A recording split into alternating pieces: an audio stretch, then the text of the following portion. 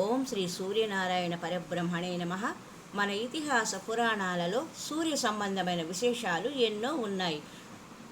ఆంజనేయుడు సూర్యుని వద్ద విద్యను అభ్యసించి ఆయన నుండి వరాలు పొందాడు. సూర్యుని తేజస్సే మహావీరుడైన కర్ణునిగా కుంతీదేవికి ప్రసాదించబడింది. కర్ణుడు నిత్యము సూర్య ఉపాసన చేసేవాడు. అరణ్యవాస సమయంలో ధర్మరాజు సూర్య ఉపాసన చేయడం వలన అక్షయ పాత్రను పొందాడు. అశ్వపతి మహారాజు సూర్యుని ఆరాధించి మహాపతివ్రతగా పురాణ ప్రసిద్ధి చెందిన సావిత్రిని పుత్రికగా పొందాడు. ఇటువంటి నిదర్శనాలు ఎన్నో ఉన్నాయి. చిరాయువును పొందటానికి సూర్యుని అరుణకిరణ స్నానము చెప్పబడినది. మనలోని ఎరుకకి చైతన్య శక్తికి మూలమైన ఆత్మస్వరూపుడు సూర్యుడు. సూర్యునిలో ఉన్న ప్రాణశక్తికి గాయత్రి అని పేరు.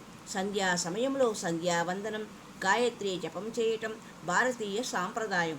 మా బుద్ధికి జ్ఞానాన్ని ప్రసాదించు, మాకు రక్షకుడిగా ఉండు, నీ దివ్య తేజస్సు మాకు మార్గదర్శకమగునుగాక అని ప్రార్థించుటయే గాయత్రి జపం. గాయత్రి త్రిష్టుప్ జగత్ అనుష్టుప్ ఘనత వరుస వేడి అనే 7 మంత్రాలు సూర్యుని యొక్క 7 కిరణాల అంశాలు.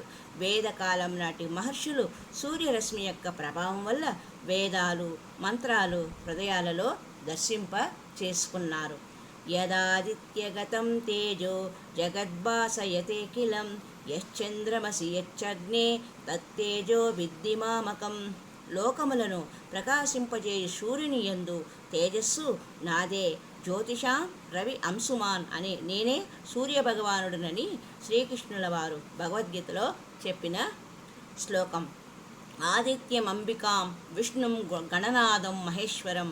మనం నిత్యం చేసే పంచాయతన పూజలో సూర్యభగవానుడిదే ప్రథమ స్థానం. సూర్య ఏవ త్రిలోకస్య మూలం పరమదైవతం. 3 లోకాలకు సూర్యదేవుడే మూల కారణం. సూర్యుని 1000 కిరణాలలో ముఖ్యమైన 7 కిరణాలే గ్రహాలు. గ్రహపతి అయిన సూర్యభగవానుని పూజించిన వారికి తప్పక సర్వగ్రహానుగ్రహం కలుగుతుంది. త్రిమూర్తి స్వరూపుడు వేద స్వరూపుడు కావటం వలన త్రయీమూర్తి సర్వదేవాత్మకుడు కర్మసాక్షిగా ప్రత్యక్ష దైవమై తన కిరణాలచే లోకాలను రక్షిస్తున్నాడు. పగలు తన కిరణములచే లోకాలకు చైతన్యాన్ని కలిగిస్తాడు. కనుక దివాకరుడు దినకరుడు రాత్రి సూర్యకిరణాలు చంద్రమండలంలో ప్రవేశింపగా చంద్రుడు రాత్రి యందు అంధకారాన్ని పోగొడతాడు. సాయంకాలంలో సూర్యకాంతిని పొంది అగ్నిదేవుడు మిక్కిలి ప్రకాశిస్తాడు. కనుక చంద్ర అగ్నుల తేజస్సులు సూర్యునివే.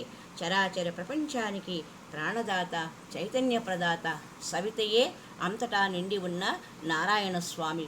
నమస్కార ప్రియోబాను అని ఈ ప్రత్యక్ష దైవానికి నమస్కరిస్తే చాలు, ప్రీతి చెంది అనుగ్రహిస్తాడు. అందుకే సౌర ఉపాసకులు ముఖ్యంగా సూర్య నమస్కారాలు చేస్తారు. ఆదిత్య సవిత సూర్యోమి హరో అర్క ప్రభాకర మార్తాండ భాస్కరో భాను చిత్రభాను దివాకర రవి అనే 12 నామాలు ధరించి 12 ఆదిత్యులుగా ఈ సమస్త సృష్టికి ఆధారమవుతున్నాడు. సూర్యగతిని సూర్య ఆరాధన యొక్క ప్రాముఖ్యాన్ని తెలిపే పర్వదినము మాఘమాసంలో వచ్చే రథసప్తమి. సూర్యుడికి సప్తిమ అనే పేరు కూడా ఉన్నది.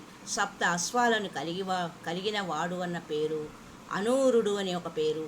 రథసారథిగా 7 గుర్రాలతో సూర్యుని రథము నడుస్తుందని చెప్తారు.